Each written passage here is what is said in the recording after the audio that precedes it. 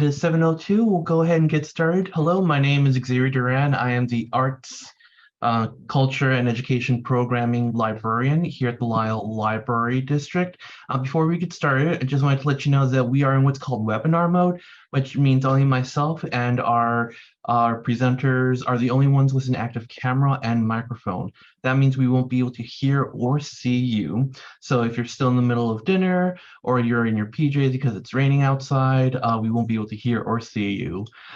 With that said, if you have any questions during the program, please put those into the Q&A section below. And I believe during the program or at the end, those questions will be answered. With that said, Medicare is a crazy maze of sorts. Luckily, we have some incredible experts available. So please welcome from Medicare Solutions Network, David Wiley. Super. Thank you, Xavier. And thanks to everybody joining us here tonight. It is what we refer to in my industry. This is the most wonderful time of the year. And if it's dripping with sarcasm, you'd know why, because every other commercial on TV now is berating you that now it's the Medicare, or just around the corner, it's going to be the Medicare open enrollment. And that starts October 15th, runs through December 7th, and there is a deluge of advertising on TV and mail that will fill up your box, trying to get you to make moves, trying really to scare you with advertising. What we want to do here tonight is try to clear away some of that clutter. I'm joined here tonight, Beauty and the Beast. That's my wife, Lori. She'll be working the chat function, so she should be able to answer some of your questions. But let's be clear about what goes on here tonight. We're insurance agents, but we're not here tonight selling anything. We're not with the federal government. We're not Medicare, but we are brokers in a market that has tremendous competition and wonderful transparency. And one of the things that we love about Medicare is the ability to make fully informed decisions if you'll participate. Unfortunately, many people don't. And we want to talk to you about that tonight, about what your options could be in this world of Medicare. As brokers representing virtually all of the companies in the marketplace, you will start to see the cornerstone of Medicare is robust competition. And that, combined with the ground rules that Medicare sets on these insurance companies, offers wonderful opportunities for you to potentially save money through the aging process if you'll remain engaged. Most people don't. They make one decision, they come to Medicare, they throw it in the drawer and they don't look at it. That's a mistake. We're here tonight working on an informational basis. That means we will be general in what we talk about. We're not supposed to mention specifics. That is, unless you ask specific questions, in which case we are honored to answer those questions. But understand, we have no dog in this fight. We're completely neutral.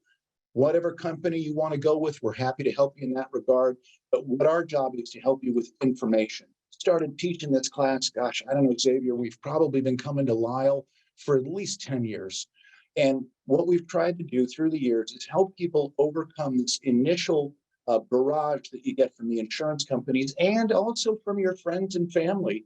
They love you, but they're going to tell you stuff that may not be necessarily true. And what we found in the world of Medicare through the years is that this is a world of partial sentences and half-truths and floating asterisks. You wouldn't even know we're there if you didn't bother to educate yourself or use a wingman to help you. That's what we do.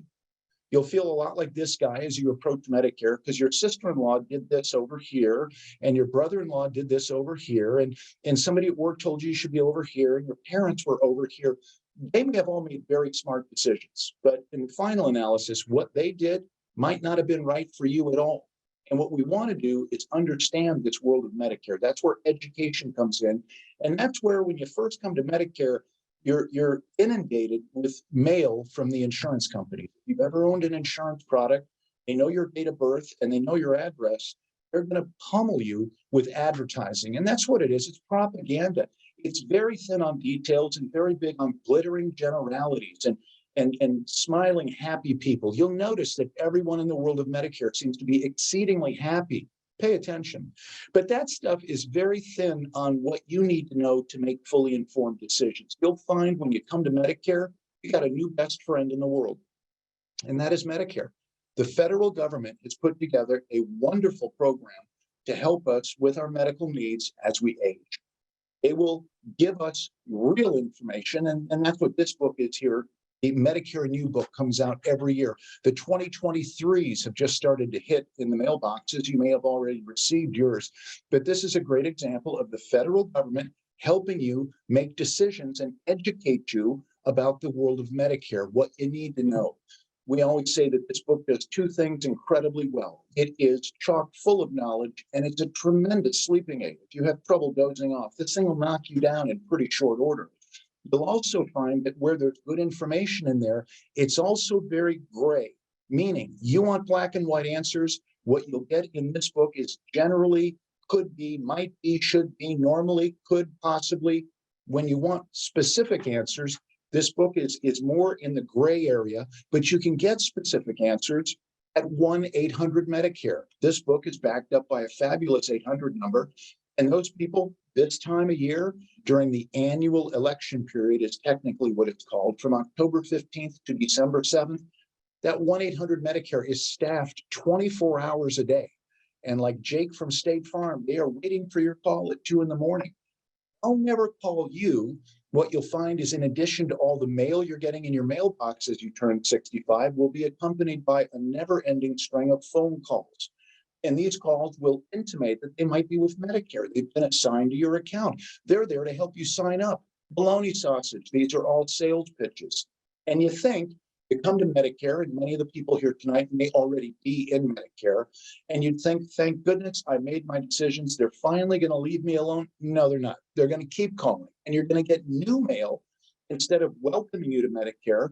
The new mail that comes this time of year is telling you that there have been big changes to Medicare, and your coverage could be ending, and your coverage is in jeopardy. These, again, are all sales tactics trying to get you to call. I've seen postcards that look like they're from the county of DuPage. It says right there, county of DuPage. No, sorry. If you read the fine print, this gives you the authorization, gives them the authorization to call you and to start to berate you about possibly flipping the business. The book is good. The 800 number is great. It's backed up by a wonderful website. Please note the difference. Medicare.gov, G-O-V. For the life of me, I don't know how they let Medicare.com come to market. That's a sales site. People trip into that. I had a client just last week, very proudly concurred with my direction and sent me proof that he had enrolled in Medicare.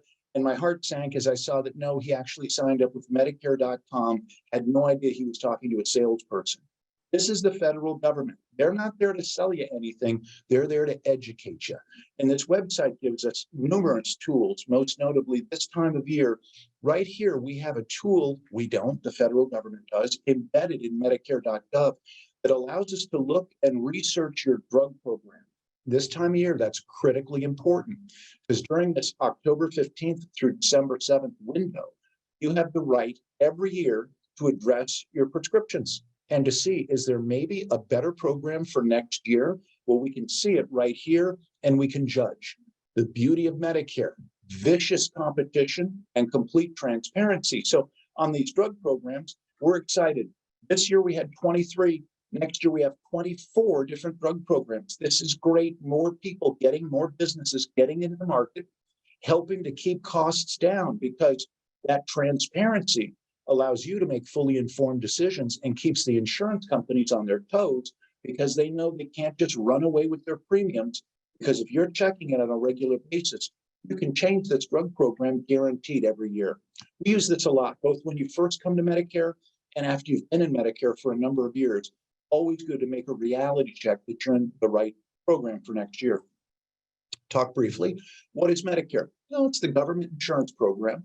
That's for people that are over 65 and have worked at least 40 quarters, or their spouse has. You can qualify under a spousal benefit. It's a terrific program, but what we'll find here tonight is this sentence is critically important.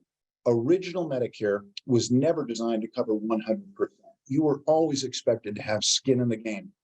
Medicare will form the foundation of your coverage as you move forward. A and B, the bedrock. But A and B, because it's not complete, there's more insurance that you might choose to add to that to make it complete. And that's where Lori and I play. We have a team here in Lisle, help you to navigate these waters and figure out what your best options are, what your best value is. Everyone's value component is a little different.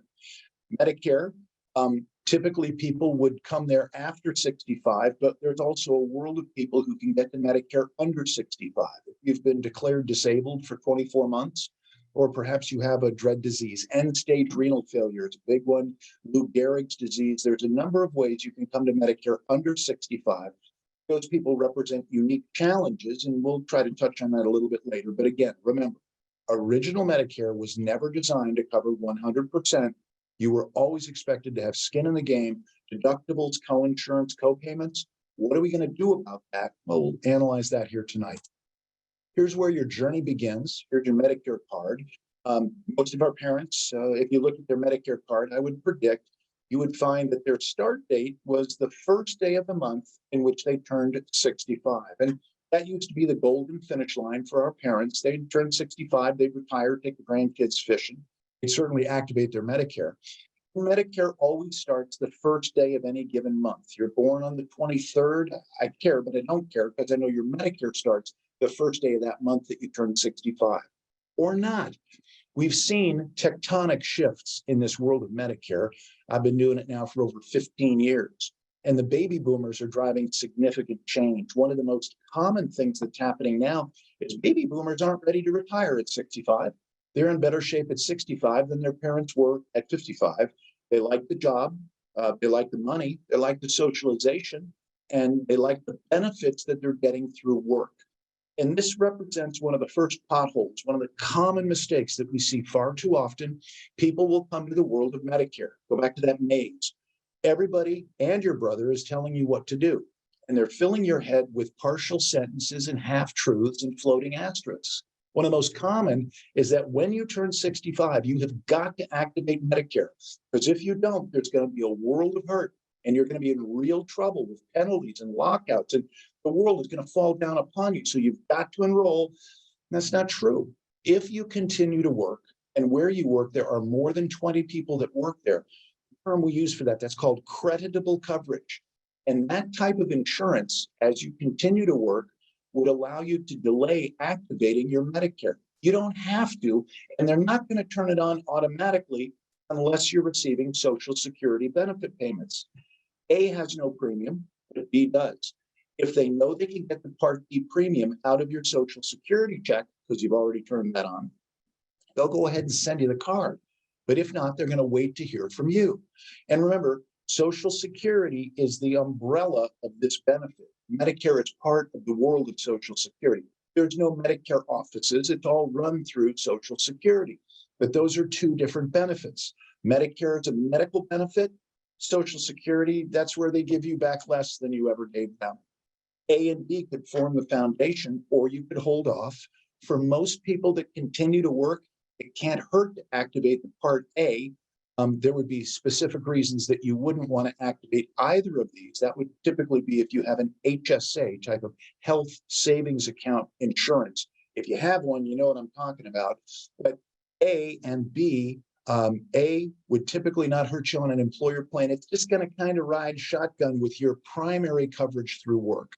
The problem we see here, and just last week we were doing a seminar, and the wife was wonderful. Husband turned 65. She was told she had to sign him up. She signed him up. He watched the baseball game. And yet, come to find out here, over a year later, she's realizing now that because he was on her coverage, and there's more than 20 people that work there, that's called creditable coverage. He did not need to have his Part B activated because his primary coverage was through her employment. He's been paying a Medicare premium every month for over a year for something that he never needed. And that's really frustrating when we see that, people spending more money than they should be spending. Note your time frame. You can't even sign up for Medicare more than 3 months out. Typically, if you're not receiving Social Security benefit payments and you want Medicare, 90 days out from your birth month. It doesn't have to be to the day. It can be 3 months out or 2 months out or even 1 month out. But I'll tell you, the federal government does not move swiftly. We want to make sure that we're ahead of the curve here. People always want to know, when should we meet? And I always tell folks, whenever you feel your blood pressure going up, because this is too important to sleep on. And yet every year, every month of every year, we seem to find people who always want to wait till the last 15 minutes of the month. thinking that somehow we have a temporary Medicare card for them. We don't. This is all between you and the federal government. It's good, but not complete. We can make it complete, but we need your Medicare number to be able to do this other stuff. You sign up 3 months before your birth month. If you miss it, sign up in your birth month. It would go effective the first day of the next month. If you swerve into these later months and you space it and you forget, somehow you forgot you were turning 65, you could find that these would be relating to time delays. You're still not going to pay a penalty financially, but you could be delayed in activating your Part B. So you certainly want to be ahead of the curve on this. You wouldn't want to activate A and B if you continued to work. A typically couldn't hurt you. Lori, why would they not want to activate Medicare at all? Well, that is, again, you just mentioned it, but people get confused. They think that all of their friends and family say you have to do something when you turn 65.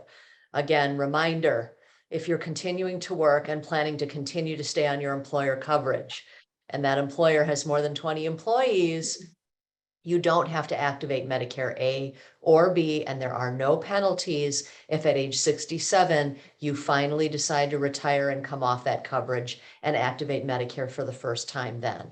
It is probably the biggest misconception in Medicare, hands down. And one of the biggest, most costly mistakes, hands down, is people activating Medicare and staying on their employer coverage because you're literally paying for something that you're not using. Yeah, I think the worst one we found was a couple of years ago, a gentleman who agreed after looking at Medicare.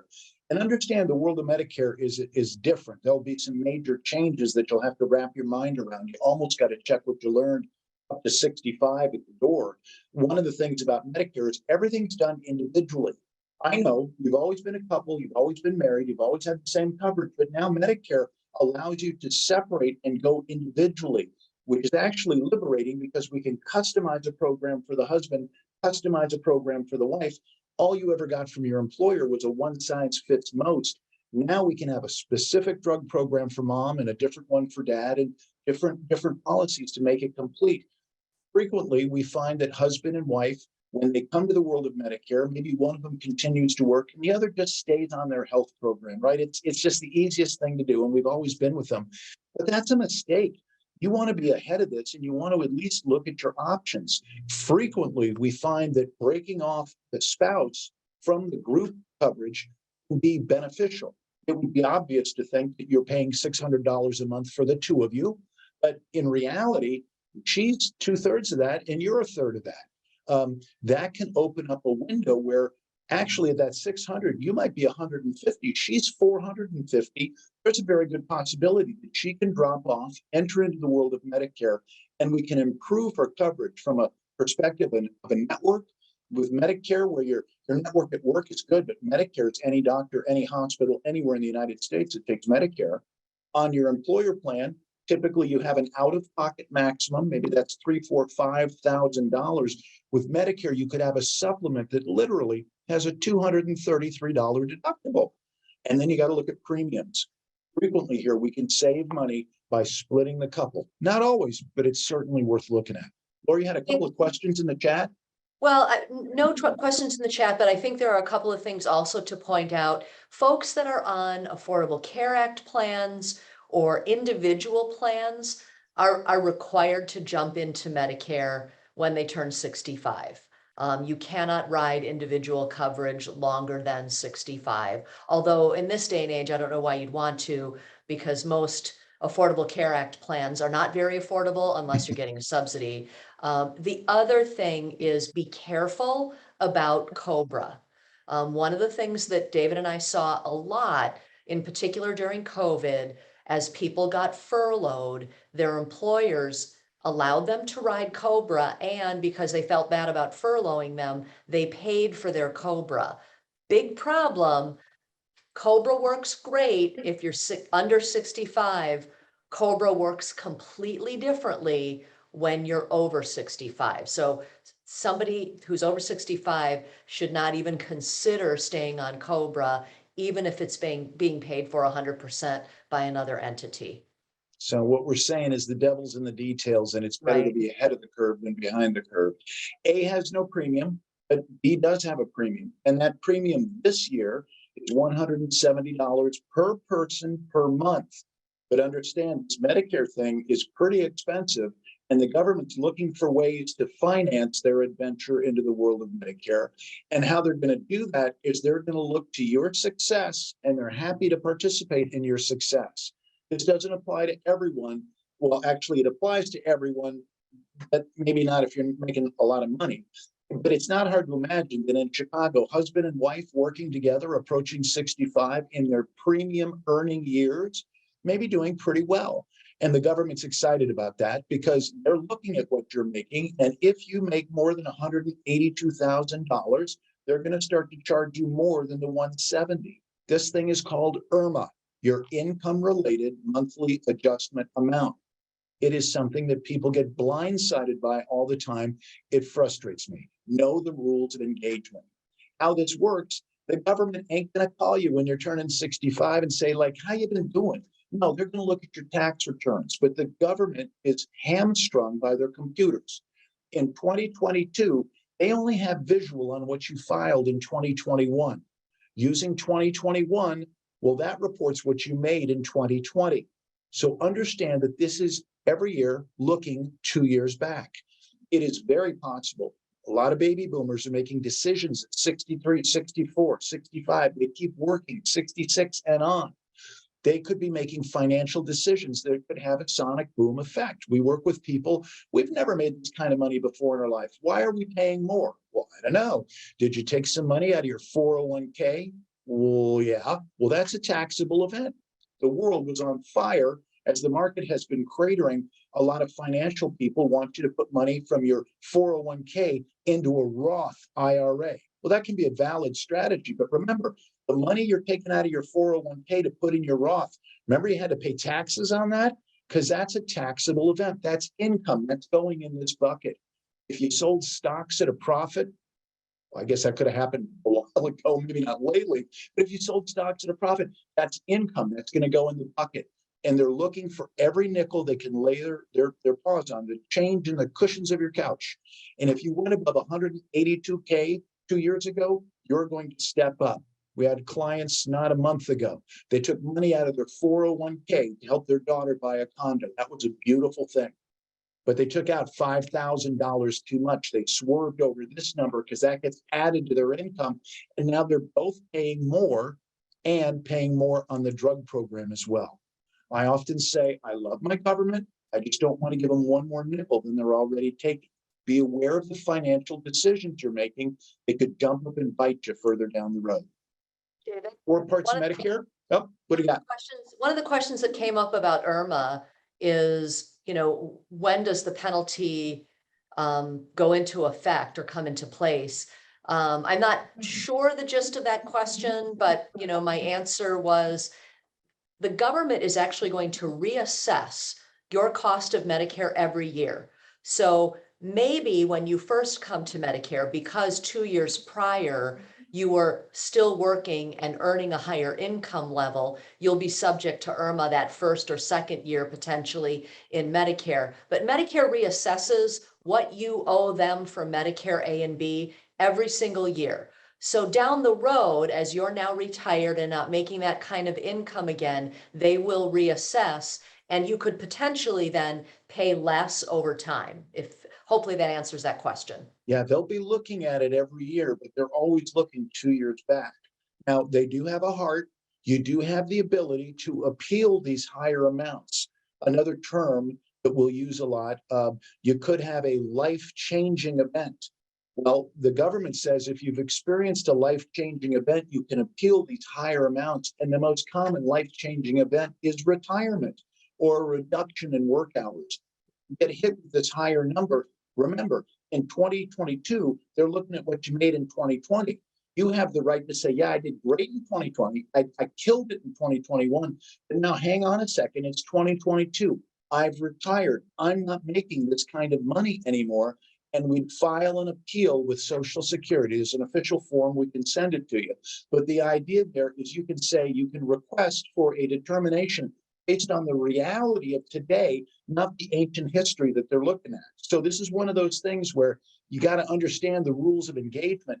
I've seen people who went ahead and paid the higher amounts and never knew that they had the ability to appeal those higher amounts with a simple form and a process through Social Security. Again, love my government, just don't want to give them more money than they're already taking.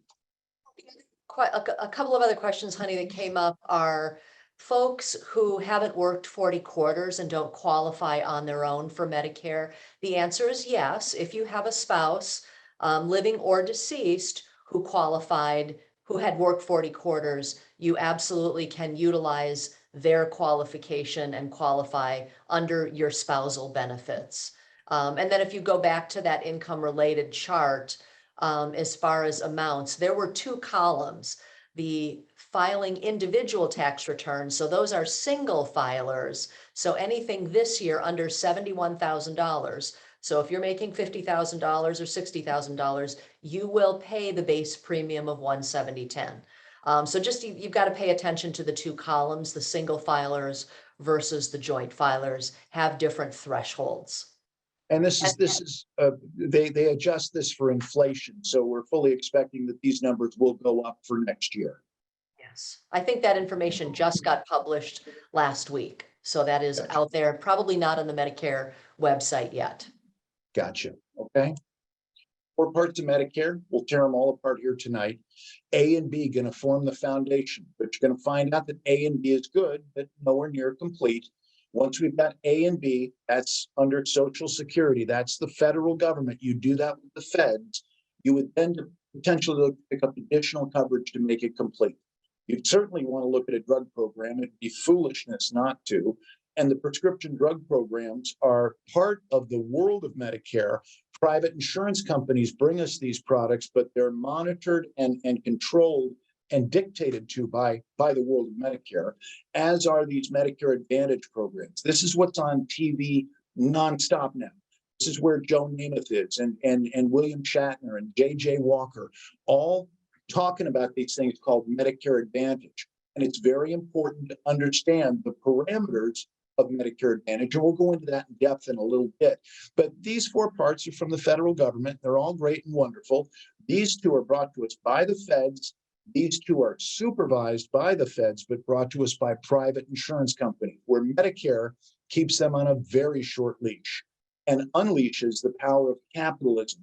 When you've got robust competition, complete transparency, and guardrails, there is a fortune to be saved here if you understand the rules of engagement. But to do anything, we've got to have this Medicare A and B in place.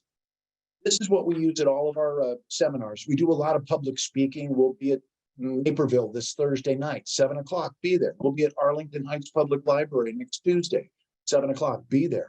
But we hand this out, and this is what we call the roadmap to Medicare. And what I like about it is it's very simplistic. I've seen the things that the insurance companies hand out, and they're icons and slides and chutes and ladders and circles and arrows. It is the most confusing thing. I don't like that. Let's try to break it down into bite-sized chunks and make it as understandable by taking baby steps. Yeah, we're going to go all the way around the barn. I promise you that. But everything is going to start with having A and B in place. That's going to form the foundation. That's between you and the federal government. That's going to start the first day of the month. You want it to start after 65 or beyond. But it's not complete. And then we look to pick up other insurance to make it complete. And that's where Lori and I play. We've got 2 pathways when you come to Medicare. You've got one pathway represented by this column called Original Medicare. And that's where we'd have 3 parts to your coverage. We're going to add a drug program. We're going to add a supplement. And those 3 pieces working in concert are going to provide your coverage as we move forward. Good things about Original Medicare. And there's also detriments. We want to understand both sides of the equation. So we've got to talk about Medicare Advantage. This is a different way to run your health insurance brought to us by a private insurance company. Here, this column, we have Medicare in primary position. And the best thing that gets us is the largest PPO known to mankind. Any doctor, any hospital, anywhere in the United States, they take Medicare, you're in. add a drug program and a supplement, and we can customize a package specifically designed to your needs. Or the idea of Medicare Advantage. And this is literally what we refer to in my industry. It's a Medicare replacement plan. You still got to pay for A and B. You're never getting away from that. And if you're paying IRMA, you're still going to pay the IRMA on the B and the IRMA on the D. But here on this platform, one card, one company, managed healthcare, a private insurance company replacing original Medicare. It has its good and it has its bad as well. But we want to talk about all of it once we've figured out what are we getting from the federal government for $170 a month. Well, start with Medicare Part A. If there's one word for A, it's going to be facilities, buildings. All the buildings that you're going to come into contact with are going to be up under Part A. A has no premium. I always get a kick out of agents when they say it's free. No, it's not. You paid a fortune in taxes your entire life. They just don't charge you when you come to the party.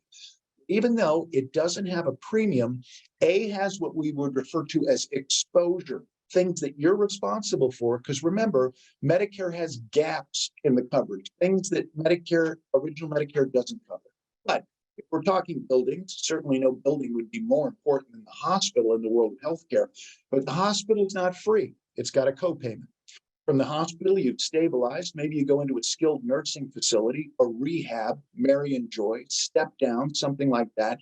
And Medicare loves skilled nursing because it's far less expensive than a hospital. They don't have an MRI machine on every floor. They don't have an emergency room downstairs losing money hand over fist. And from skilled nursing or the hospital, you might go to home health services, or at the end of life, there's hospice. But all of these things that take place in buildings have exposure, things that you'd be responsible for if all you had was original Medicare. And that's what this looks like. This year, you went and spent one night in the hospital and you were admitted, you'd have a copayment. If all you had was original Medicare, you'd owe them $1,556. That's for one night in the hospital. But before we panic, understand that $1,556 would actually cover you for up to 60 nights in the hospital. So you're in for 2 nights on a burst appendix, you go home. 3 weeks later, you've got nothing better to do. You decide to have a heart attack and go back into the hospital. If you're within your benefit window, you don't pay the $1,556 again. But on day 61, be warned, it resets. So if you time it just wrong, you could conceivably hit that $1,556 several times in a year if all you had was original Medicare. We call that exposure, something you're going to pay for unless you pick up additional cover. Skilled nursing, wonderful benefit. Medicare loves it. They'll cover you for up to 100 nights of skilled nursing. That's an amazing benefit. But the way that structures, the first 20 nights, you would be covered at 100%. The next 80 nights, though, that becomes a bit sticky because then they start partnering with you and you have a copayment, a nightly copayment of $194.50. Well, times 80, that could ring up to be a pretty big ticket. Understand that Medicare does not cover long-term care. That's a different kind of situation. If you can't get stabilized and out of a skilled nursing facility within 100 days, it's all on you. So that's why people sometimes will pick up long-term care insurance. That's a different type of insurance, a different conversation. But no, Medicare will come by to get you back on your feet. But by definition, their benefits are limited to where you have stabilized, and then pretty much they're going to show you the door. This skilled nursing benefit is a wonderful benefit, but it has a trigger. It has an asterisk. We said this was a world of partial sentences and half-truths and floating asterisks. As good as that benefit is, it's got a trigger point. The trigger says to get this wonderful benefit, you need to be admitted into the hospital for 3 nights. Know the language, defend yourself, understand the rules of engagement. These days, there's 2 ways you can get into the hospital. One, you've been admitted. There's a diagnosis. There's something, we're going to find it and fix it. The other way that you can get admitted into the hospital, or spend the night rather, is not being admitted, but it's under what's called observational status. Observational status means we're not sure, but you'd probably be smarter to stay closer to the emergency room than going home. It's not that Medicare doesn't pay for observational stays. It's that observational stays do not tick the 3 nights of admission necessary to get the skilled nursing benefit. We've seen people get burned here before, and you always want to know, with your little card in your hand, what are we doing? Why are we doing it? Who's paying for it? And what are my alternatives to doing that? It's really important to make fully informed decisions. We don't like surprises. In the hospital or skilled nursing, go home. Medicare will provide for a medical professional come right to your door to help you get back on your feet. But by definition, these home health services, very limited in duration for major stuff. They're not coming by to trim your toenails. They're coming by for wound dressing, or maybe an infusion, or maybe a handful of physical therapy visits. But that will be in very short duration. They're not coming over to mow the lawn, do the dishes, or play bridge with you. That's what long-term care insurance does. Medicare doesn't provide for long-term care. Hospice, end of life. And basically Medicare picks up almost 100%. It's incredibly good coverage at a very tragic time, but there can be a copayment for the medications that you take to remain comfortable before you pass away. But here's all of your facilities, all of the buildings, no premium, but clearly exposure that you're responsible for if all you ran with was original Medicare. Okay, so what about B? Well, B does have a premium. That base premium this year is $170.10. It's actually going down next year to $166. That's kind of exciting, anything that goes down in the world of Medicare. But the reason we're charging premium here for the Medicare Part B, this is the lion's share of what you're actually going to be using. A would be all of your facilities. B would be everything that goes on in the facilities. So would be all of your buildings. B would be all of your services. So all of your doctors that you see, the specialists that you see, whether you saw them in the hospital or in their office, they're billing up under B. There was an anesthesiologist one time knocked you out, so a surgeon could operate on you. Wait a second, that happened in the hospital. Yes, I know, but that 1556, that's the facility charge. That's the gurney and the bright lights and the operating theater. Everyone who worked on you, all your labor charges are coming up under B. All of your labs, everything from a blood test to a biopsy, all of your diagnostic testing. We call that the expensive alphabet soup.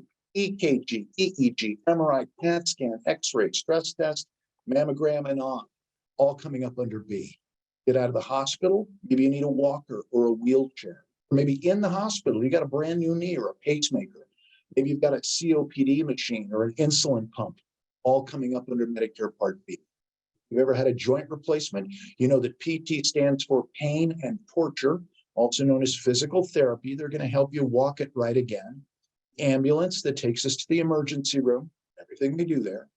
All of your outpatient services, and that's basically anything medical that didn't have you spending the night. Well, that's going to have a service charge, and that's usually stuff outpatient these days. Could be a cataract, could be a colonoscopy. These days, now they've even started doing full knee and hip replacements on an outpatient basis. This is incredible. Would have kept our parents in the hospital for days on end, and now you're in and out on the same day. And the last part of B, clinical RX. This is fancy talk for medications that are delivered in the doctor's office or in an outpatient setting or in the hospital. Typically, this is the god-awful stuff. Chemotherapy, kidney dialysis, radiation treatment. Women sometimes get Prolia shots. Those are breathtakingly expensive. No. They bill up under Medicare Part B. This is where you want to be very careful about what you're doing. Sometimes you have an alternative. You can get it from Walgreens and take it in the privacy of your own home, or you can show up at the doctor's office every 4 to 5 weeks and get an infusion. Well, that would be an inconvenience, I agree. And certainly the comfort of sitting in your Barca lounger and watching The Price is Right by getting your prescriptions through Walgreens. But when you get your prescriptions at a retailer, that's going to run up under your Part D drug program. That's a different place to get your meds. And it leaves you exposed to something called the coverage gap or the donut hole. We'll talk more about that in a second. But just making fully informed decisions. What are we doing? Why are we doing it? Who's paying for it? And what are my alternatives? That's where clinical RX can be very important, a tool in our toolbox. A and B structure differently. A kind of has a pay-as-you-go mentality. Do this, pay that, do this, pay that. B, on the other hand, all of these services have an annual deductible followed by cost sharing. And this is what that looks like. This year, the annual deductible one time on all of these services, $233. And if you can wrap your mind around that, you're better than me, because I'm in the Affordable Care Act. Lori and I both have $7,000 deductibles. It's insane. In our world, we've got to get to 7,001 before we get a nickel in benefit. Here, you're getting a $233 deductible, after which Medicare is going to start splitting bills with you, 80-20. They're going to pick up 80 cents on the dollar. They're going to hold you responsible for 20 cents. And if that wasn't good enough, what you'll see is once you've paid your deductible, call it that little dash right there, Medicare starts taking their negotiated discount. If you've ever seen an explanation of benefits on someone who's in Medicare, you'll see the discount that Medicare takes is marvelous, wonderful, terrific for us as patients. Not so great for the doctors, but that's okay. They're doing all right. But that negotiated discount is taken, and after that, they go to 20%. Good news here. Medicare has an unlimited benefit. There's no cap. You need 5 knee replacements, they will pay for 5 knee replacements. But hang on a second. With the unlimited benefit comes unlimited exposure. What does that mean? Well, that means on every one of those knee replacements, remember, every 61 days, the 1556 resets. And if you stay longer in skilled nursing, that's $194.50. I hope you never need hospice benefit. $233 deductible is almost hard to fathom. At unlimited 20%, yeah, on everything, there's going to be a 20% charge coming to you on all of your services. So that's the one that should grab your attention. We have all got friends and family who've been in the hospital for a relatively short period of time, and they've come home with tens of thousands of dollars in bills. The hospital itself was negligible. There was all the doctors that they saw and all the tests that they had done. That can add up to be a big ticket. And an unlimited 20% should put a little fear into your mind, thinking that maybe, just maybe, it might be worth picking up some additional coverage in addition to original Medicare. What you have here is wonderful. It's an unlimited benefit, but it does have exposure. Understand the going rate of what health insurance is going for in the open market. You will hopefully be pleasantly divorced from that reality, but I'll tell you, Lori and I each carry a $7,000 deductible. We each pay $1,000 a month in premiums, each of us, and they have the audacity to call it the Affordable Care Act. If you're in the under 65 individual market and you're not getting a subsidy from the government, and a subsidy is merely the government giving us back our own money to pay for something that they made so expensive in the first place, but I digress. But if you understand the going rate of health insurance is $1,000 a month, you've got to look at this and you've got to say, man, I mean, A and B, I get it. It's not complete. There's some exposure, but man, for $170 a month, how do they do it? They don't. The government's dropping almost $1,000 a month on every person that's in Medicare. They ask you for 170 more if you're being successful, but that money is what they're using to fuel this adventure called Original Medicare. That's why they want to charge you more if you're making more. That's that IRMA thing we talked about. But don't think for a moment that the government is running healthcare that you get with A and B for $170 a month. It can't be done. You've got a pretty big budget, and that's going to become a critical component when we start talking about these things called Advantage programs. Lori, got any questions? It's been quiet on this front, but I think that one of the things that it only because the commercials are screaming about it. One of the questions I get a lot when you go back to that slide of what's covered under Part B, one of the line items that's not listed there is vision, and I get this question all the time. So Medicare, it's important to understand, Medicare Part B has your back for disease and injury. And I always use the analogy that, like your auto insurance doesn't pay for your oil changes, Medicare isn't going to pay for a new pair of glasses or for you to get your teeth cleaned. However, Medicare is going to cover cataracts, glaucoma, macular degeneration, and the eye exams related to the screening and or diagnosis of those things. So, a lot of folks think that they need additional vision coverage because Medicare doesn't cover vision. Medicare does cover the big stuff, the important stuff related to vision. They just don't cover a new pair of cheaters because you need a new prescription. And I don't know, that's just kind of an aside, but that is a question that we get a lot in terms of what is covered under Medicare Part B. What about physicals? Well, so the language that people are used to in the under 65 world, on employer coverage, people are used to getting preventive services for free. Well, really, you're paying a premium, so you're not really getting that stuff for free. But Medicare doesn't call it a physical. And so our clients have gotten burned when they're now on Medicare and they call and say, I want to have a physical with Dr. Smith.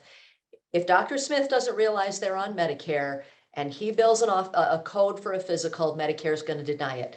Medicare pays for a physical, but what they're paying for basically is the office visit. In addition to the fact that Medicare covers annually a wellness visit, but that wellness visit, if you read on the Medicare website what that wellness visit is, it's really a conversation between you and your doctor. The minute the doctor says, hey, is there anything else you have a question about? And you say, yeah, I need to talk to you about this back pain, or yeah, something else. They're going to bill not only the Medicare wellness visit to Medicare, but they will bill now a separate office visit that had clinical decision-making involved. It's covered, office visits are covered, but sometimes people get a little confused because they see two charges, or again, if you ask for a physical and they bill a physical, Medicare doesn't cover for physicals, they cover for the wellness visits and the office visits. It's just, at the end of the day, you're getting the same thing from your doctor. It's just billed and termed differently once you come to Medicare. Yeah, there's new language you need to learn. You don't get an annual physical, but you do get a wellness visit for no charge. But the wellness visit is literally just a conversation. Anything the doctor deems appropriate or necessary, like a mammogram or an MRI on your knee that's hurting, or a work, blood panel, all those that's things. covered. Yeah, all that's covered, but it's not lumped into this one visit charge that you may be used to having called a physical. And as long as they code it diagnostic, we should be good. A and B good, not complete. So now how are we going to make it complete? Well, there's two pathways to travel. First pathway, called Original Medicare, has a lot of good things going for it. One of the things that throws people when you come to Medicare, you've always been a couple, married couple. Now Medicare wants to break you up, but that's not a bad thing. What you only got from your employer was a one size fits most. And you never realized what was going into that program and the fights that went on in the boardroom, because they wanted to determine network and co-payments and co-insurance and deductible and wellness and drugs and all those things that got put into a program, and they brought it to you and said, here it is, one size fits most. Now we can specifically design a program for mom and maybe a totally different program for dad. The beauty of Medicare is its ability to be customized and changed through the aging process. Another major change when you come to this world of Medicare, you've got to kind of check what you learned at the door, because you've been taught certain things that now are a little bit different, like the wellness visit versus a traditional physical that you got every year. Now it's a little bit different lingo. And here, one of the major changes that people have a tough time wrapping their mind around is when you're in the under 65 market, your brain is focused on network. You could be with Blue Cross or Aetna or Humana or Cigna or United Healthcare, but you know you've got to stay in that network, because if you leave that network and go out of network, you're going to get hammered with out of network charges. Network. Okay, I'm with you. But now we're coming to the world of Medicare. What's my network in the world of Original Medicare? It's any doctor, any hospital, anywhere in the United States. They take Medicare, you're in. It is the largest PPO you could possibly have. And Medicare is now primary. Medicare is in the driver's seat. Medicare is running the show. As a result, they've negotiated prices nationwide. And what we have now is the ability, with a new sheriff in town, they're allowing companies to sell us products from all over the fruited plain. And what we find here is robust competition that's been kept on the rails by the folks at Medicare. A and B good, but not complete. How do we make it complete? Let's look to pick up a Medicare supplement. We call them supplements because they supplement what A and B do, or if you prefer the term, we call them Medigap plans. We use the same term, two different terms for the same thing, just to confuse you. It's good for business. But here we have Medicare supplements or Medigap plans. These are packages of benefits brought to us by private insurance companies who line up around the block to get a shot at the baby boomers. 10,000 of us a day turning 65. Big business. And currently here in Illinois, we've got 40 different companies that offer these Medicare supplements. And it could be a logistical nightmare, but it's not, because Medicare tells these guys how they're going to play the game, how they're going to sell these things. You're going to sell these things according to Medicare rules. Private insurance companies playing on the perfect field of capitalism that Medicare has designed, the perfect field of competition. Here in this benefits column, we see everything we just described, A and B, really good, but nowhere near complete. And Medicare allows for 10 different packages, 10 different levels of coverage. How robust do you want your coverage to be? It can be the penthouse. It can be the up tent. It can be somewhere in between. But you get to choose the level of coverage that's appropriate for your situation. This is where it's very important to make a fully informed decision based on facts, not on fear and scare tactics by insurance companies that want you to spend way more than you should spend. And that's a part of my industry. It's frustrating, but true. We're compensated by the insurance companies. There's never a charge to you for our services. But if we can scare the bejesus out of you and get you to buy something that's more expensive, it's in the vested interest of the agent. It's not good for you, not the way that we play the game, but understand the game. Medicare says what these letters represent. If you look at N as an example, one of several options, N is a package of benefits. But Medicare says what N is, not the insurance companies. And we have 40 companies that are out there offering N. Now, wait a second. You're telling me that N from Blue Cross Blue Shield would be similar to N from Mutual of Omaha? No, not similar, identical. Medicare says what N is, not the insurance companies. Well, now, wait a second. I've got Blue Cross Blue Shield, and I know my doctor takes Blue Cross Blue Shield. Does my doctor even take Mutual of Omaha? No, sir. Wrong question. Does your doctor take Medicare? Does your doctor accept Medicare assignment? Medicare is primary. Medicare is your insurance. Medicare is the one that's doing the negotiations and the billing. You never even have to do anything other than give them your Medicare card. They bill Medicare, then Medicare says, oh, you're with one of any of the 40 companies that offer these products. So wait a second. If N is N and the network is the network, well, then what's the difference? Because they're all the same price, right? No, there's 40 companies fighting for your business. They're all viciously competitive and want to win your business. As a result, we have 40 companies all in a level field, and you can see what they're doing. We can show you what they're doing. And there are companies that have vastly different prices, which might attract you if you understood the basics but didn't understand the important variables. The most important variable is not who's got the cheapest price.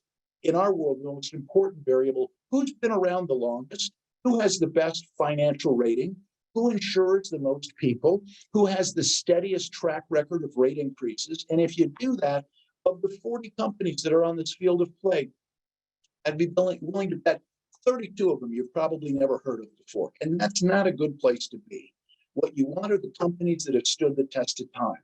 Lori and I typically focus on the big four here because I'm not going to hitch your wagon to Northwest Arkansas Life, E-minus company that's been in the market for over 11 months, and we're pretty sure they're going to be there in 20 years to pay claims. No thanks. I want to stay with the guys that have proven their mettle. That's where you want to be here, is with security, not with the lowest price. But people make a mistake here. The old adage, a little knowledge is a dangerous thing. If N is N, and it's the same network and it's the same coverage, well, I'm just going to go online and I'm going to find the cheapest price on the N because I get to change that every year during the annual election period. Wrong. Sorry, not the way it works. With supplements, you get a 1-year window. You get what we call your golden ticket. You get a 1-year window that surrounds the activation of your Part B. 6 months before you activate B, that could be at 65 or 75 or 85. 6 months before you activate B, and 6 months after, go anywhere you want to go. They got to take you. That's the law with these Medicare supplements. Law number one, when you first activate B, you've got that 1-year window. Go anywhere you want to go. They got to take you. It's the law. Rule number two, once you pick one of these companies and one of these products, they can never drop you. You're theirs and they're yours until the day you die. They can't drop you because of excessive claims. And rule number three, most importantly, it cannot single you out for a rate increase. When you're in a Medicare supplement, it's all in on the same bucket, all sharing in claims. You can never be singled out. If you did N with AARP, you go into a pool of everyone that's got N from AARP in the Chicagoland area. These are regional in nature, regional in risk assessment.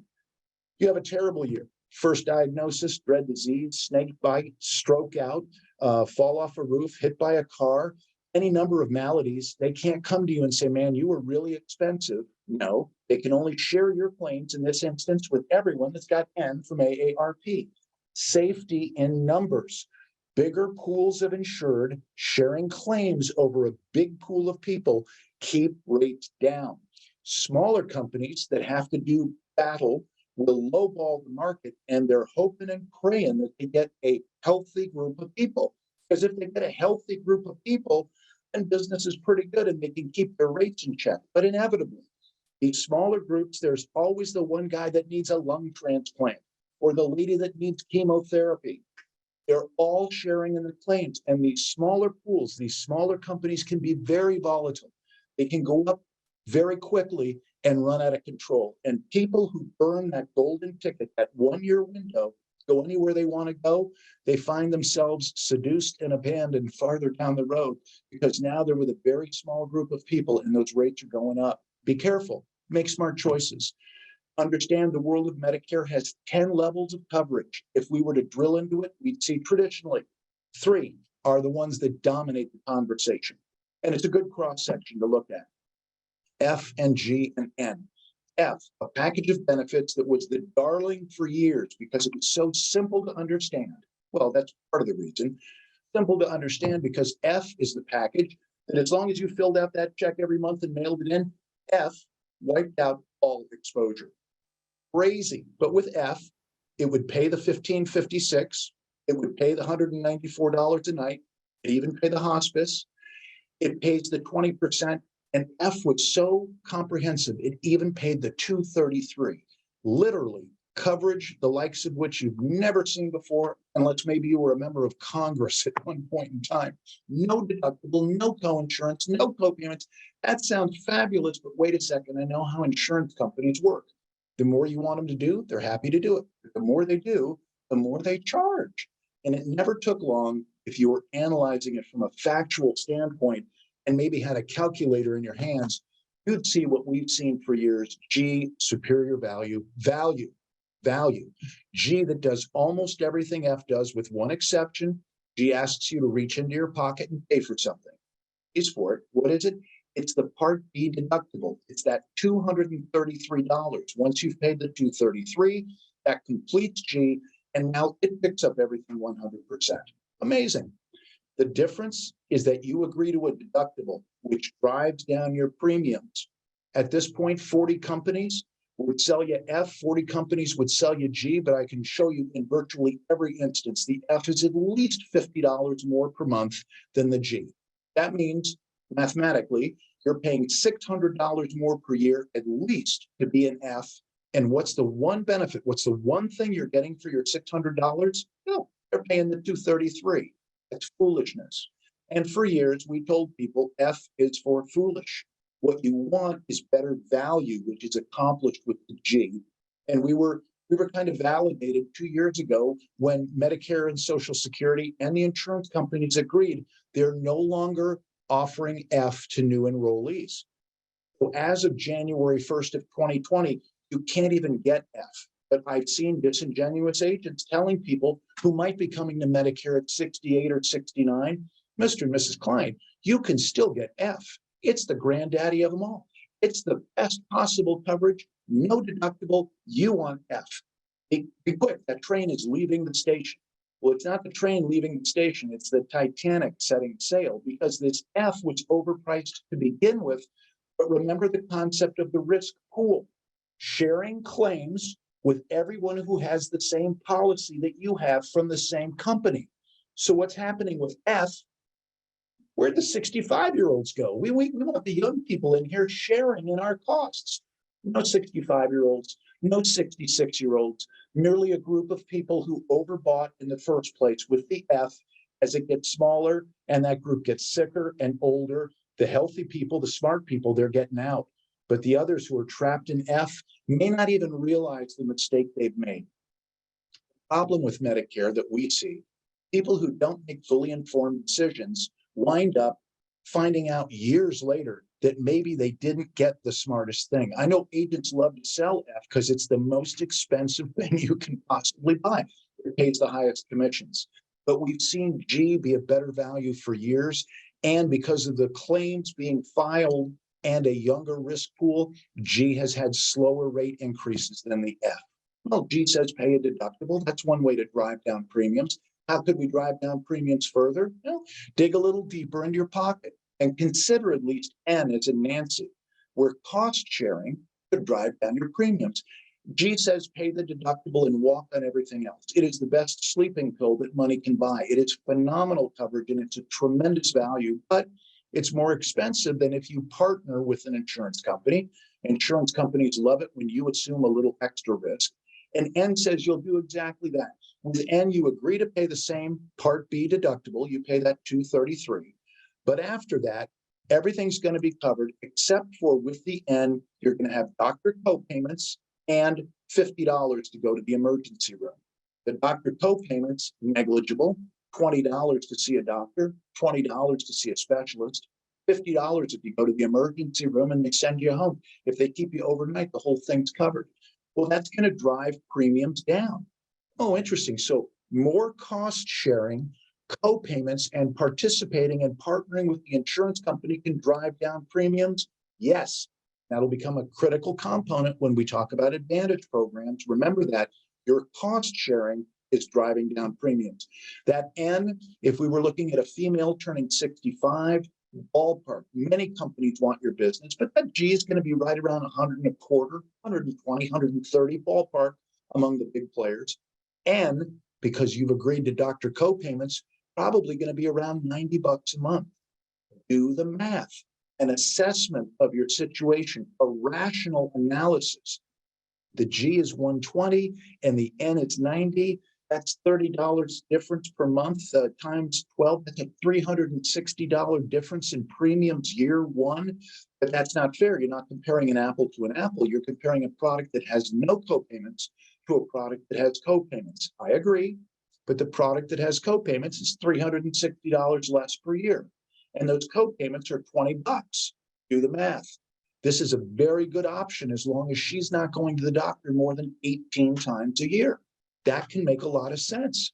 And for many people, it does. I talked with a couple earlier today. Their agent never even mentioned N. It was all G, baby, all G all the time. Because they're turning 65, and what's the most expensive thing you can buy? Infuriating to me, but it happens. Cost sharing will drive down premiums. That's why the G is less than the F, and the N is even less than the G. You could go crazy. There's a high deductible supplement that says that you'd accept an out-of-pocket maximum of $2,490. It'd be scary to many people. But many baby boomers have been going to bed every night with a $6,000 or $7,000 or $8,000 deductible, and that's getting to the 8,000 number before you get one penny. It's $2,490. It's a compilation of everything that you spend. That's pretty reasonable in my estimation. Might not be your cup of tea, but certainly this field of play deserves to be analyzed and understood. Medicare has three big rules. One, they got to take you when you come to Part D, but that only lasts for a year. What happens after that 6 months, right? 6 months before you activate B, 6 months after, eventually that 6 months wears away. And then you find What are the rules of engagement? Well, now you don't get another guaranteed issue, but you do have the right to change your supplement every month of the year. Wow, that's incredible. But hang on, now they have the right to underwrite, to ask medical questions, to stop you at the door and say, thank you very much. But did you say hip replacement? We don't need to pay for that. We don't have to pay for that. You stay right where you are because we won't offer you coverage. And that is in Illinois. Of the 40 companies on this field of play, that's how 39 of them would treat you if you wanted to move to their company. They're going to ask you medical questions. But in Illinois, it's hard to imagine that the words blessing and Illinois are in the same sentence, but with supplements there are. We have a blessing in Illinois. We have a Medicare supplement company that does not ask medical questions. Us as agents, this is phenomenal. I can rescue the guy who at 85 is now paying $340 a month for his F, never should have been there in the first place. And even though he's got emphysema and he's not doing particularly well, we've got a Medicare supplement company where I can move him to G without medical underwriting. Even though he's got medical conditions, he doesn't go to the doctor all that much, I could move him to N without medical underwriting. That is a blessing. And that allows us to save people who might have made faulty decisions initially. The problem is it sits in the kitchen drawer and they don't figure it out for maybe several years, but eventually they're going to realize that this is way overpriced and it's going to drag them to the table because on a fixed income, as these premium rates go up a little bit each year, eventually they're going to look for rate relief. And moving from an F to a G or a G to an N could present that ability to save money. Lori, you got any questions? Yeah, David, I think we need to kind of let them digest this whole supplement thing because and reiterate, because one of the questions was about pre-existing conditions. So I'll say it the same but differently, which is when you first pick a supplement and you're brand new to Medicare, I don't care if you're 65 or 85, it's the act of turning on your Medicare Part B. Once that starts, there's a 6-month window from the start of that 6 months out where you can pick any Medicare supplement. And furthermore, in that 6-month window, you can make as many changes as you want.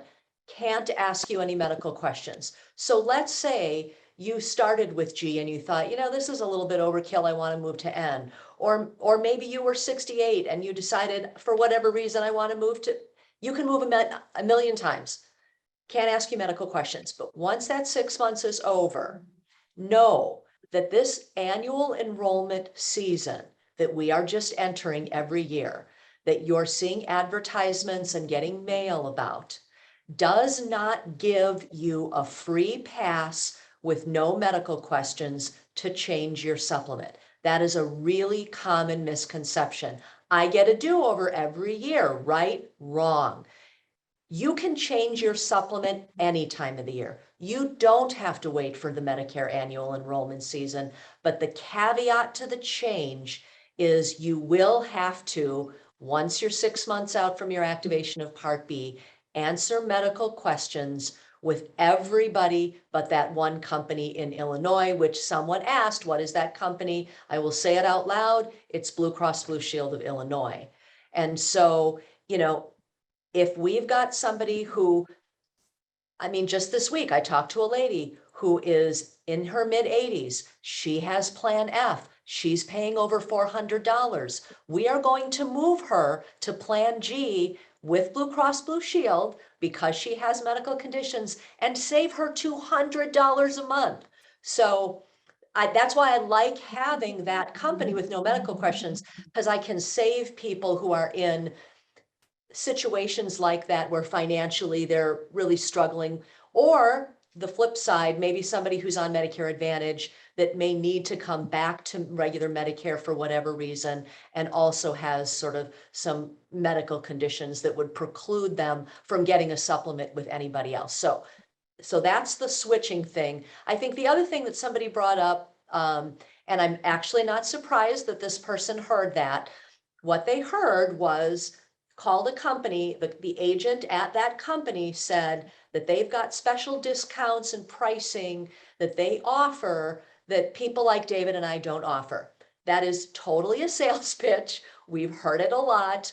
just know that no matter how you get your Medicare supplement, whether it's through David or I, through the company directly, through another agent, we all are offering exactly the same thing. That is the rules of Medicare. So anybody that tells you otherwise is just trying to blow smoke through your ears and sell you a product and move on to the next client. I think the advantage of working with a broker, again, whether it's us or somebody else, brokers are going to be able to show you all the companies and all the plans and all the pricing. All that the company is going to do, if you call the company directly, is talk to you about their product. They're not going to have information about any of the other products, so you won't be able to make a price comparison, which to a large degree, that's what you're doing. You will also not be able to find pricing on Medicare.gov. So while Medicare designs plans A through N and has information about plans A through N online, they're not going to really talk about companies and pricing and let you just run a quote for yourself. You will have to either go to the company or use a broker. So sorry to digress. No, it's just, and you bring up a good point. The telesales people, I mean, they are so slick. They really irk me, and I hope there's a separate circle of hell for these people, because I've heard it all before. Hey, if you sign up today, right now, I can get you 39% discount. How would that sound, Mr. Client? But you got to do it today because the rates are going up next week. Take a big step back, and please, whether it's Lori or me, don't do these things over the phone. The people that we run into that have made mistakes with a broker in Florida that they're never going to ever get to again, because that guy's moved on to selling aluminum siding. Sit with somebody who can sit down and make sense of this stuff with you. The A other and B thing- good. Yeah, the other thing that came up, I'm sorry, about supplements is moving. We've got a couple of questions about moving. Because when you're on the original Medicare side of the world, Medicare is good anywhere in the United States. All the Medigap policy does is it stands behind Medicare. So in most instances, that supplement's going to move with you. You do not have to change your supplement. There are some unique policies that are only good in certain states, but that's a rabbit hole we don't need to go down. And the other question that came up is if somebody wants to upgrade their go from like a high deductible F to a high deductible G, will that require medical underwriting? Unfortunately, yes, it does. Any kind of a move up or down will require medical underwriting. There are some new rules in Illinois and a handful of other states that will allow certain situations and certain changes with no medical underwriting. But again, that's a whole nother hour conversation that we don't have time for tonight. Gotcha. So again, A and B good, A and B not complete. Look to pick up a Medicare supplement. We do have flexibility there. Lori mentioned a company that doesn't ask medical questions. We're not shilling for that company. We represent virtually all of them. But what you want to know is what are the tools in the tool chest that we can utilize, and there's ways to fight the increasing cost of healthcare. A and B good, but not complete. Pick up a supplement. Dad might like the G, mom might like the N, or vice versa. Typically, we're going to keep this with the same company because there are household discounts that you want to know about to save money, but we still need a drug program to make it complete. Prescription drug program, again, this is part of the world of Medicare is running the show, but private insurance companies are bringing us these products, viciously competitive, complete transparency. We can see what everyone's doing, but they're all playing on the same field that Medicare has designated how these things work, not what they're going to charge, not what they're going to cover, but how they're going to work. You don't have to take a drug program when you first come to Medicare, but if you don't, there's a penalty. They will wait for you. And that penalty will continue to accrue through the years until you come to the conclusion that, oh my goodness, it's not a generic drug. Oh my goodness, I can't get it cheaper on GoodRx. Oh my goodness, this is a $500 drug. I better go get a drug program. And you can. Every year we can save you from your first mistake of not getting a drug program and accruing a penalty, and maybe saving you a bunch of money on your meds. That's what this annual election period is for. We can put you into a drug program for the first time at 90, but there's going to be a penalty for all those years you didn't take a drug program. And that's a penalty you pay every month for the rest of your life. It's not a one-time penalty. annual election period from October 15th to December 7th, you might find that you started taking a new drug or stopped taking a drug, or just that capitalism has driven down the price of these drug programs dramatically over the last 15 years. 8 years ago, we didn't have a drug program that was under $20 a month. 5 years ago, we didn't have a drug program that was under 15. Last year, we had a drug program that came to market under $10 a month. This is amazing. This year, we have a drug program under $5 a month. Now, is that the most robust coverage? Of course not. The most expensive drug program is over $100 a month. But this guy's a wreck. He might be willing to pay a higher premium to get lower co-payments for a broader selection of drugs, because every one of the drug programs is going to cover different stuff. The $5 drug program is really good for generics. The $104 drug program is very good for brand name drugs. But somewhere in the middle there, between 24 options, you find that each of the companies cover different stuff. And they could tier it differently, meaning one company may have your drug as a tier 3 and it has an associated copayment. Another company may carry it as a tier 4. Another company may not cover it at all. But all of the drug programs are very competitive in what they offer. But with 24 drug programs, they've got to decide, do we want to go after generics, or do we want to go after brands, or do we want to go after mail order, or maybe we only work with Walgreens. But on that field of play, we've got 24 to choose from, and it is mind-blowing. Probably the toughest part of Medicare, as you look at it, is the government has designed this Medicare Part D drug program. All of the companies, whether you're in an Advantage program or a standalone, they're all going to be built this way. They all have stages of coverage. And this is a tough one to wrap your mind around. But let's talk to the person who just got prescribed Eliquis. Eliquis is a brilliant blood thinner. It's a wonderful, convenient miracle drug, but it's about $500 a month. Well, on the typical drug program, most of them have a deductible. The deductible on most drug programs does not apply to the purchase of tier 1 or tier 2 drugs. Those are your cheap generics. But that Eliquis is a tier 3 drug. It's advertised on TV. And as a tier 3 drug, you're going to pay the annual deductible. This year, that was $480. Your first $500 Eliquis is going to knock out the deductible. And then you'd move into a stage called the initial stage of coverage. And life is pretty darn good. You're paying a monthly premium for your drug program, but now you're getting your Eliquis for $40 a month. It's phenomenal. You're paying $40 for a $500 drug. I know that's why you got a drug program. Smart.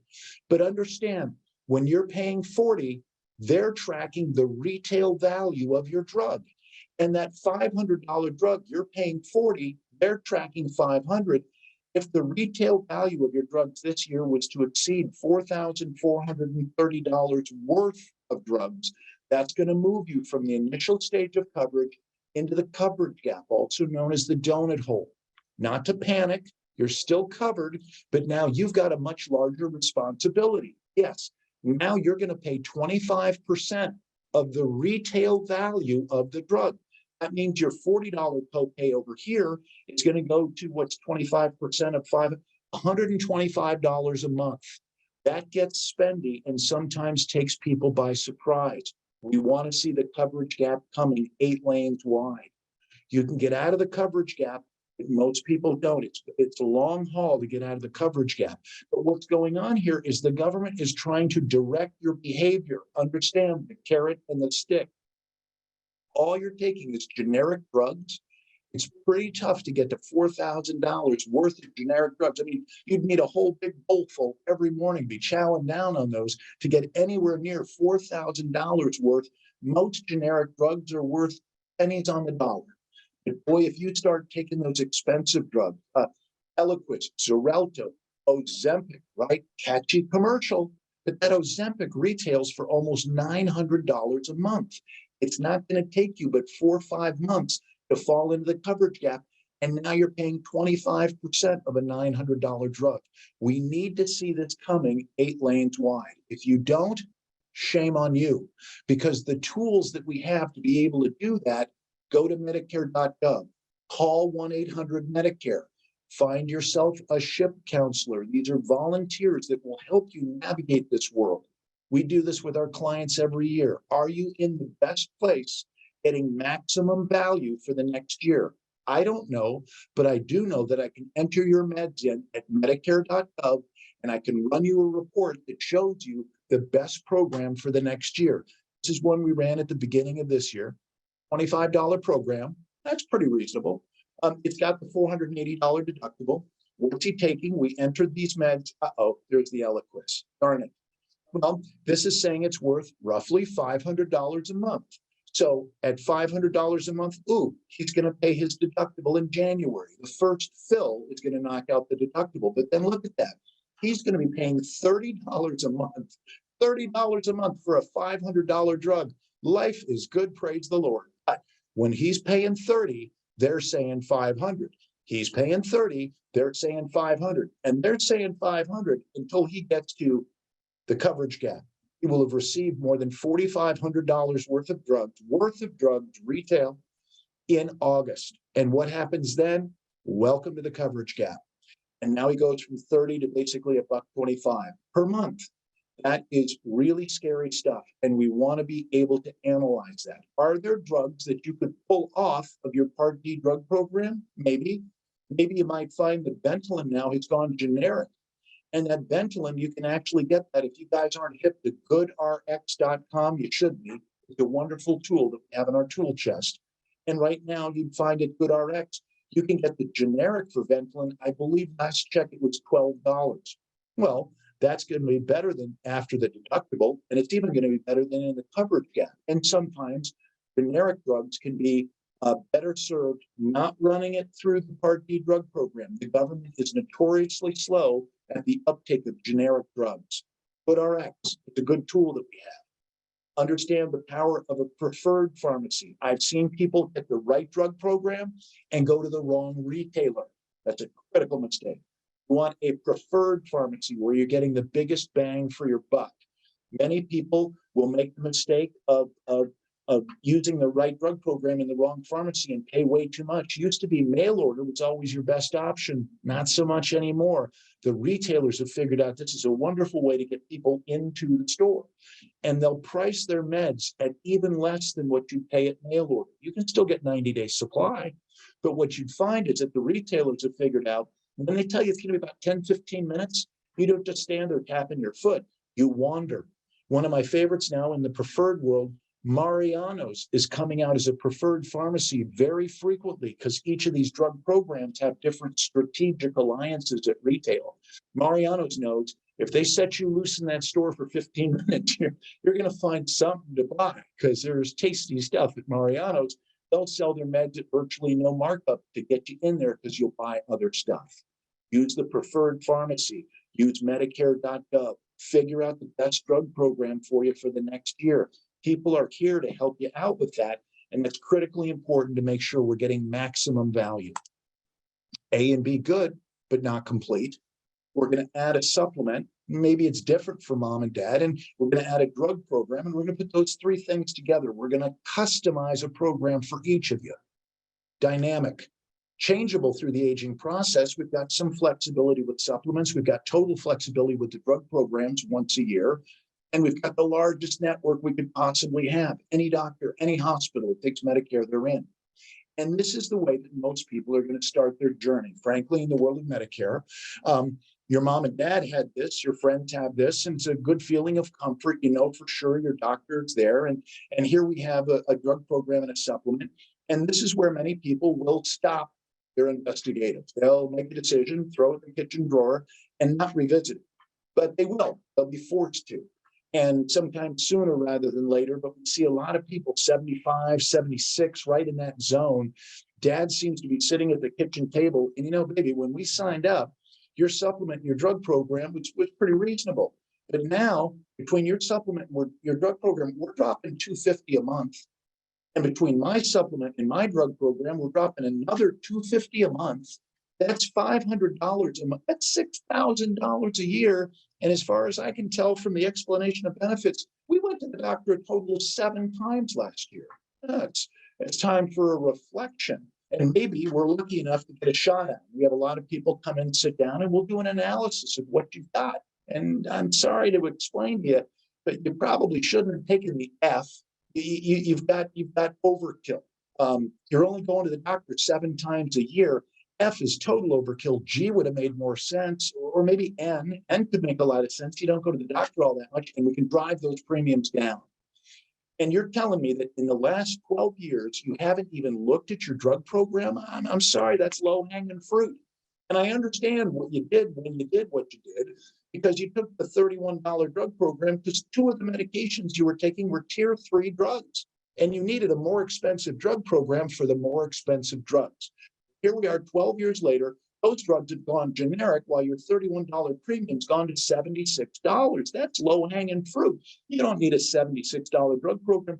You need like an $8 drug program where those generic drugs now are a $2 copay. That's a good feeling. And you're able to put it together and glue it back together again, make sense of it, and save them money. The problem there is it's always mom. Mom seems to always want to know, how long could we have been saving $230 a month? Well, I'm sorry to tell you, it's probably been about 8 to 10 years. They get a long look in their eye, long away look. Now, that's one possibility, that they would stay right where they are. And unfortunately, we know statistically 70% is what we're told. 70% of the people who are already in Medicare won't even look at their plans this year. They're so tired of the advertising in the mail and the phone calls. They put their fingers in their ears and they refuse to participate. That's a mistake. But we also know that that couple, if they don't make any move at all, they're going to drop $6,000 next year. And if history holds and they have another 7 doctor visits, they're getting clipped. Maybe we tune this up, or maybe, just maybe, they do watch a TV commercial or 1,000 or 10,000, and they might be tempted by this thing called Medicare Advantage. Different idea, different ground rules, different engagement. Let's understand the basics. We said that Medicare was not running Medicare for the $170 a month that you're paying. They're dropping near $1,000 a month. Medicare will partner with private insurance companies, and they will turn you over to a private insurance company. And now you agree to have everything run through that insurance company. Here, we had 3 pieces to your coverage, customized. Now, for an analogy, this is more of a one-size-fits-all. It's a private insurance company. That means, first and foremost, we don't have access to any doctor, any hospital, anywhere in the United States. Now we have a more restrictive network, and that can be okay as long as your doctors are in network. Over here, we had the ability to have a supplement with a $233 deductible, after which you walked on everything: MRI, CAT scan, X-ray, stress test, iron lung, kidney transplant, all covered. But now you go with a private insurance company with network restrictions. That's not a bad thing, but let's understand it. And now we've moved to an a la carte menu. On Advantage programs, there's going to be co-payments for services. That's not a bad thing. The commercials on TV make me want to throw my shoe through the screen. They advertise everything as being 0, 0, 0, 0. And I know how the human mind works. They say 0, you hear free. It's not free. First of all, let's understand, you never stop paying for the Part B. We've got to have A and B to do anything else. And here on the Advantage programs, yes, it's possible that the primary care physician visit would be a 0 copay, and your flu shot would be a 0 copay. And there's some benefits in there that truly are a 0 copay. But your blood panel is 10, your X-ray is 15, your MRI is 200, your physical therapy visits are 40 a shot, a night in the hospital, $400. All of those co-payments, though, will have a firewall. Remember, we said original Medicare, good, unlimited benefit, but unlimited exposure.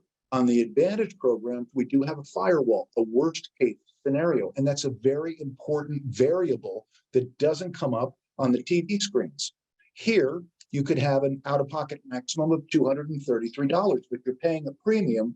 Here, you might not have a premium, but you'd have a higher out-of-pocket, maybe $3,000, $4,000, $5,000, depending on the program. That's not a bad thing.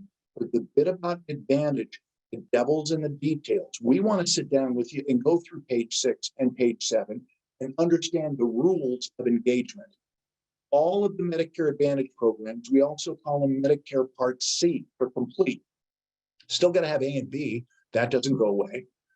These are private insurance products that literally, quite literally, replace original Medicare. You've still got your A and B, but you're going to put that card away because now the federal government is paying a private insurance company a lot of that money. They're not just sending them your 170. They're sending them a large chunk of what they expected to pay if you had stayed on the side of the equation. We said that the supplements can be driven down by your cost participation, co-payments, deductibles, things of that nature. Same thing here, more co-payments driving down premiums because you've agreed to a higher out-of-pocket with network restrictions. All of them are available county by county. That means that the program that's available for your brother in Missouri might not be the same program that's available here. Programs that are available in Cook and DuPage might not be available in Grundy or McHenry. But when you're looking at these programs, the beauty of it is that Medicare forces them all into a level field of play, and we can show you everything that's available. And it is true, Joe Namath is true. They may include additional benefits. They typically do. These are sweeteners, things to get you interested, get you to dial the 800 number, but some of them can be pretty thin. Some of them, the dental, I saw one, $5,000 in dental. Well, there's a grabber, but what's involved in the dental? It's going to cover your cleanings. $5,000 worth of cleanings? That's not really a benefit. Well, but it got you to call, didn't it? Vision, typically maybe a couple $100 off of lenses and frames, depending on the company. A hearing benefit, but typically you've got to stay with their guys. Yes, there's a gym club membership, but let's analyze what the value of these things really are to the way you access the healthcare system. They all got to play by Medicare rules. Medicare runs the show. They will, by definition, be more restrictive than what you've got with original Medicare. It will be a subset of doctors that take original Medicare. All of the programs will have co-payments for services, but one company's co-payments are different than the others, but Medicare forces them all to lay their benefits out in exactly the same fashion. All of them will have capped exposure. What does that mean? That's your firewall. That's your worst case scenario. If it all goes wrong, doctors and facilities, buildings and services will have a maximum firewall worst case scenario. Depending on how restrictive that program is, if it's an HMO and you're very restricted in where you can go, it's going to have a lower out of pocket than a PPO where they give you more selection. And yes, there's zero premium HMOs and zero premium PPOs. Well, you said anytime the insurance company does more, they charge more. How'd they do that? Well, the PPO is going to have higher co-payments and more exposure if something goes wrong. That's not a bad thing, but we find people who literally will call the 800 number because William Shatner told them to, and they sign up for these things without fully comprehending the details. That's what we're imploring you to do. Advantage is not a bad thing, but let's go through it and understand fully what you're getting yourself into. Most of them will include a Part D drug program built right into the chassis, and sometimes there's sweeteners hiding in these drug programs on the Advantage plans, things that are less expensive because you've gone to a managed care platform. We had one of these Advantage programs several years ago. Top the world, went to a zero copay on insulin. Well, we moved a lot of people to that program who were on insulin because insulin at that point in time was extremely expensive. To get to a platform where they had a zero premium for insulin was a grabber, and it was a good thing. Now we see that these Part D drug programs, it's worth investigating in there because sometimes you might find something that treats your med more favorably. And these are all available to us during the annual election period. These Advantage programs are growing in popularity. The way they work is there are no medical underwriting questions. There's no pre-qualifications. There's no pre-existing conditions, riders or waivers. They will welcome you with open arms. And Medicare kind of likes these things because they're turning you over to a private insurance company. They're not taking your phone calls anymore. Now you're calling the private insurance company. They're spending less than they had anticipated spending, and they've turned over all administration to somebody else. That's magic for the government. They're doing less than they were going to do and paying less than they thought they were going to pay. Advantage grows like a weed because of the lower premiums. You ever ask yourself why there's so many commercials on TV about these things? Because it's big, big business. You have to watch yourself. I will tell you, in my industry, Advantage pays the highest commissions of anything in the Medicare industry. And as a result, there's a lot of agents that will only talk to you about Advantage. They won't even bring up the world of Medicare. They won't even answer your questions about the difference between G and N. We need to understand all of this stuff before we can understand the value of an Advantage program. It's there. This couple we talked about, they were going to spend $6,000 for 7 doctor visits. Well, if they took that money and put it in the cookie jar, and instead of spending it on premiums, they used it for co-payments over here. If next year is anything like this year, 7 doctor visits, a couple of nights in the hospital, a trip in an ambulance, they still haven't spent $1,000. These can make sense. We always used to say, with Medicare, any doctor, any hospital, anywhere in the United States, they take Medicare in. And that recently changed about 3 years ago.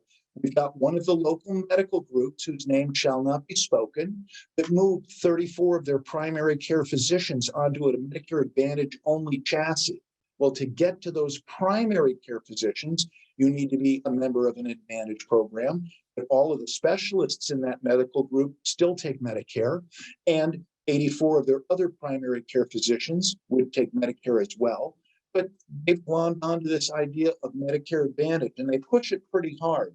But please understand, their goal may be more financial than you suspect. And we'd love to talk to you about them as well, but that takes sitting down and going through this stuff with a fine-tooth comb. What we find about the world of Medicare is Medicare likes these. They'll give you a 1-year trial right. That's interesting. They protect you in case you've discovered that maybe there's something here that you don't like. Anytime in the first year you try a Medicare Advantage program, for any reason you decide you don't like it, we can bring you back to original Medicare, no questions asked, as of the first of the next month. But be warned, after that first year, you've saved a fortune. That cookie jar is still plump with a lot of that $6,000, and you decide to let this roll for another year. Outside of that first year, after that, you want to come back to original Medicare. I know the sales pitch. You can come back to original Medicare, get that card out of the drawer. You're back to any doctor, any hospital that takes Medicare, any one of the drug programs, because they're all in play from October 15th to December 7th. And we can go ahead and apply for a supplement. Wait a second, what was that again? Well, we can apply for a supplement. Applying for a supplement is not the same thing as getting a supplement. So after the first year, you can find the possibility of getting back to this side of the equation. You can get hung up here on the supplement, which gives us the flexibility and the comfort to be able to market these Advantage programs, to know that in Illinois, we have a blessing. I said that before. We have a Medicare supplement company. We represent many. We're not hawking that one company. We're just saying that's a sweet spot in the market that not many people know about. As a result, it gives us the confidence to be able to offer these packages of benefits with the knowledge that we have some flexibility to get you back if you decided you want to go back. Devil's in the details.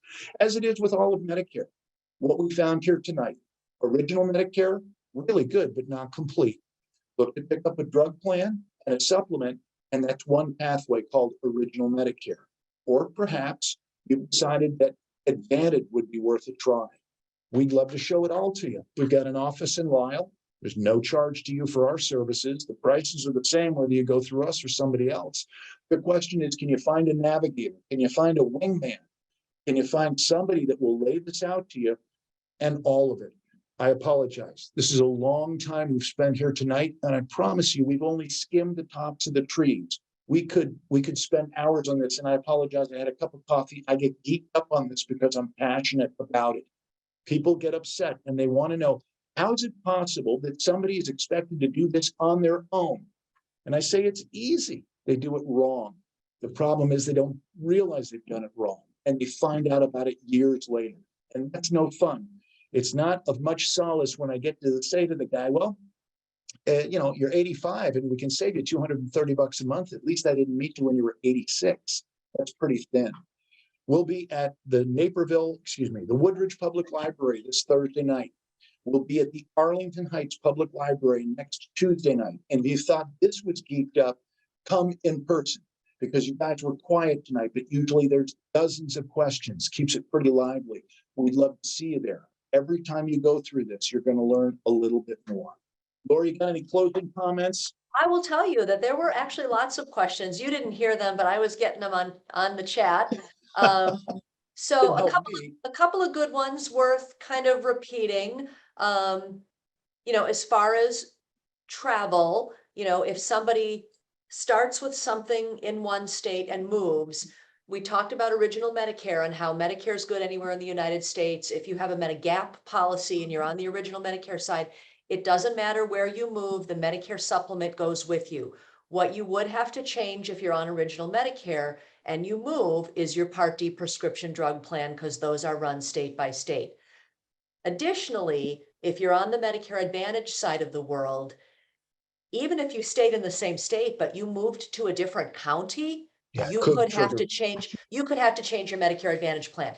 Medicare Advantage plans inherently, because they're network restricted, the plans contract with local physician groups and hospitals. And so for that reason, there are different plans available in actually different counties. So you might be talking to a friend of yours who lives in Cook County. You may have something here in DuPage County. And even though they may be from the same company, they may be completely different plans with different benefits. So that's how this world gets very, very confusing. The other kind of travel related question was as it relates to foreign travel. So Medicare's never covered any kind of foreign travel. If you're on original Medicare, most of the Medigap policies, your Medicare supplements, do have a foreign travel benefit where they're going to pay a certain dollar amount after a certain deductible. But what you're going to have to do is when you're in that foreign country, you're going to have to pay up front and then bring whatever bills you have back to the States. And as long as whatever happened and what you were treated for would have been covered had it happened in the US, your supplement will reimburse you up to a certain dollar amount for those things. What about Medicare Advantage, David, and foreign travel? Typically, the Advantage programs will cover you for foreign travel emergency. Again, to Lori's point, you got to pay up there, bring the bill back here, and they will split that bill with you. Typically, after your co-payment, they're going to cover that. But the other part about Advantage programs, people worry if you're in an HMO and you go out of state, are you covered? Yeah, you'd be covered for the emergency, but in an HMO, as soon as you have stabilized, they're going to roll you into the parking lot, and you're not going to be able to find a participating skilled nursing facility, because HMOs by definition are very restricted and they're geographically located in the Chicagoland area. That's why on Advantage, we prefer to look at a PPO with a broader selection, would give you more opportunity to find places across the United States and be fully covered. Very important. Another question that actually just came in about this county thing, sorry, is that when you're on an Advantage plan, the plan that you enroll in is in the county that you live in, but you can get medical care wherever you want, as long as you're in the network. So, I've got a client that I think lives in either Grundy or County or Kendall, but all of his doctors are in DuPage County. And so his plan is a, Kendall County plan, but he still is accessing services in DuPage County because his DuPage County doctors are in the network of the plan that he chose. So in the PPO, yeah. So if nothing else tonight, hopefully we've confused you to death and you understand there's a lot going on here. And to just do it on your own, you don't have to do it on your own. We can assist you. We'd love to. Appreciate you being here tonight. Chat us up. Go to our website. We've got more information there. Give us a call. You understand, please. This is the most wonderful time of the year. It's Medicare open enrollment. The phone is ringing off the hook, and we're trying to get to everybody we can. We're going 7 days a week, but we'd love an opportunity to work with you and appreciate you being here tonight. Xavier, are you still there?